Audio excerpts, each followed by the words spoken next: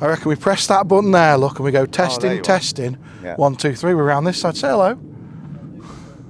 So, join us here. My name's Darren from PWS. This is going to be a very quick how-to video about getting your Kew gun on your Kew Spigot. So I get asked this question a lot, right? You've been and brought yourself a ST range gun. You've gone and got yourself a spigot, whether this is on your lance or as this is fitted onto a whirlaway here, and you've had it for a while and you come to put it on and it won't go on properly, or it sticks. So this one, it's just going on, but it's really sticky. So, and they get sticky, and this gets sticky because, we'll bring this nicely into shot, there is on here a nice little lip. So just see it there in all 4K glory. There's a little lip that runs around it.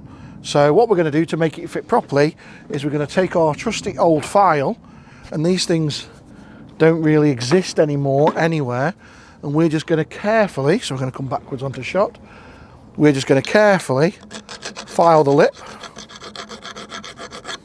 We're just going to run around the edge like this. Now you're thinking, oh, why would I bother doing that? Why would I bother? Well, you'll get another set of life out of this once you've done this. It'll save you that 10, 12, 15 quid on a spigot, depending on where you're getting it from. So I'm just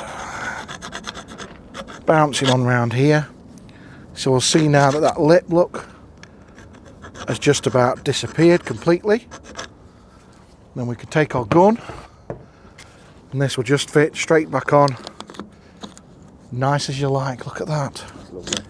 And then back off again. Very nice.